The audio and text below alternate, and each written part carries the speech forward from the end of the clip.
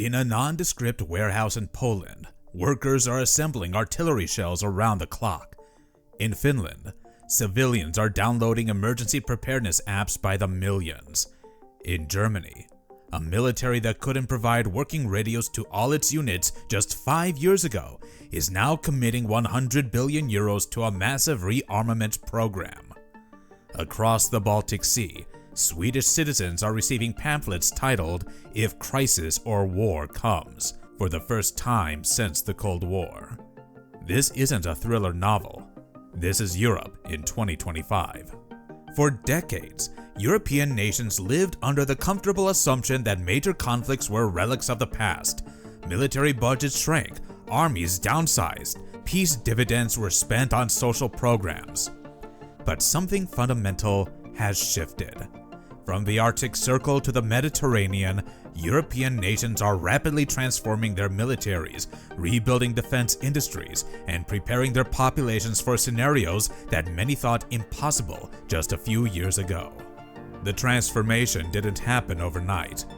February 24, 2022 marked a turning point when Russia launched its full-scale invasion of Ukraine.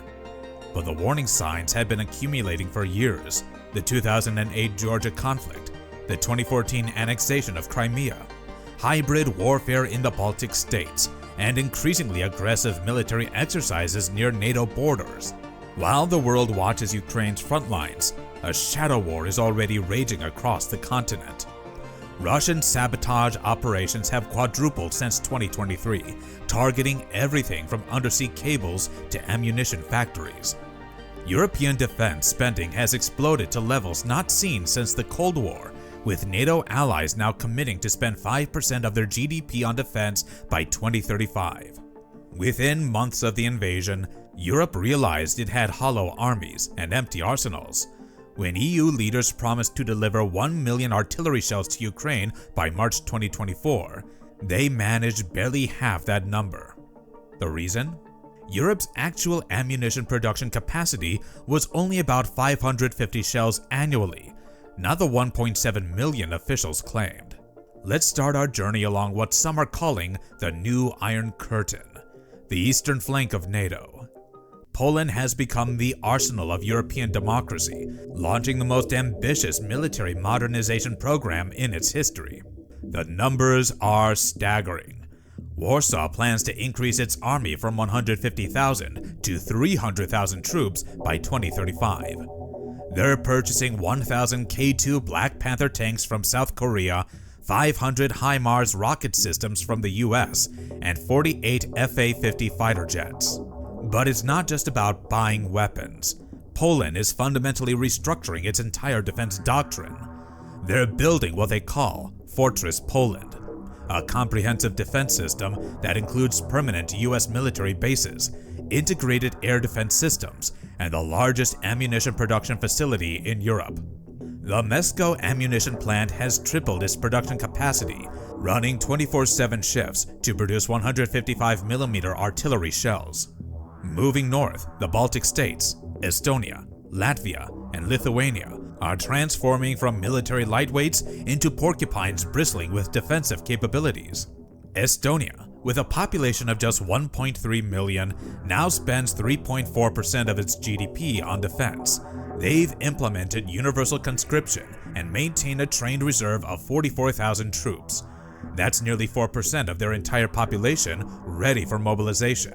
Lithuania has reinstated conscription and is building a military base specifically designed to house a German brigade, the first permanent deployment of German troops outside Germany since World War II.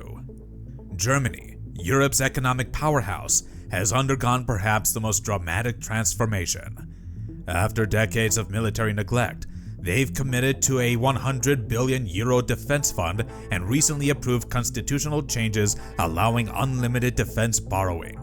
German defense spending has surged 89% since 2015, making it the world's fourth largest military spender. Europe faces a critical bottleneck: explosives. The continent has only one factory producing TNT, the nitrochem plant in Poland. For decades, Europe outsourced this dirty work to China, Turkey, and other nations.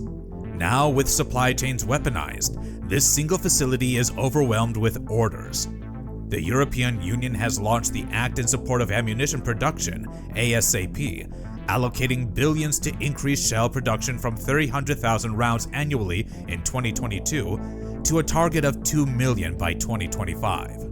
New ammunition factories are being built in the Czech Republic, Romania, and France. While Europe builds conventional defenses, Russia is already fighting a different war, one that's largely invisible to the public but devastating in its scope.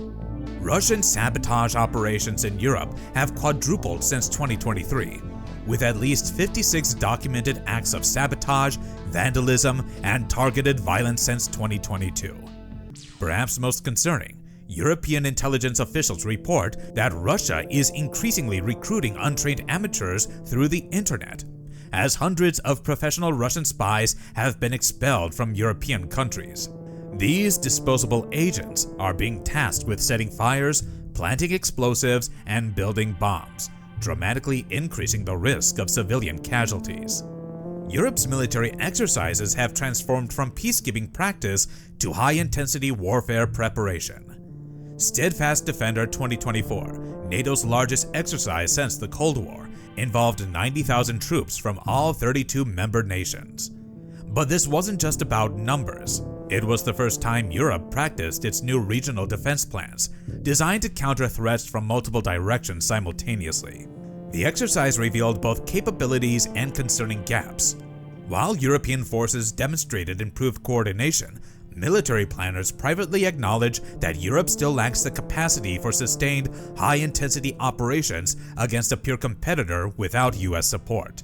Perhaps the most profound change is Europe's push for strategic autonomy, the ability to defend itself without American support. This shift reflects growing uncertainty about US commitment, particularly under changing American administrations. Trump's long-standing criticism of European defense spending and his focus on the Indo-Pacific theater have accelerated European efforts towards self-reliance. Europe recognizes that future conflicts will be decided by technology as much as traditional firepower. The war in Ukraine has accelerated this understanding, showcasing the decisive role of drones, artificial intelligence, and electronic warfare. The NATO Initiative Fund and European Defense Agency are investing heavily in these emerging technologies. But Europe faces a fundamental challenge. Its tech sector remains fragmented compared to American or Chinese counterparts. Perhaps Europe's biggest challenge isn't equipment or money. It's people. Decades of peace have left European military struggling to attract and retain personnel. Germany faces particular challenges, with recruitment hampered by the military's poor reputation and public skepticism toward armed forces. The army aims to grow from 183,000 to 200,000 personnel by 2030, but even maintaining current numbers proves difficult. Poland has taken a different approach, dramatically expanding its territorial defense forces and offering attractive incentives for military service. The country aims to build one of Europe's largest armies relative to its population. Europe is at a crossroads. The war in Ukraine has forced it to confront a reality many hoped was gone forever, that large-scale war on the continent is possible. From rearming its armies, rebuilding its defense industry, and strengthening NATO, to investing in cyber defenses and energy security, Europe is preparing for the next big conflict like never before. The stakes couldn't be higher, because in the 21st century, just as in the past, Europe's security isn't just about borders, it's about survival of an entire way of life. Thank you for watching. If you enjoyed this video, don't forget to hit the like button and subscribe.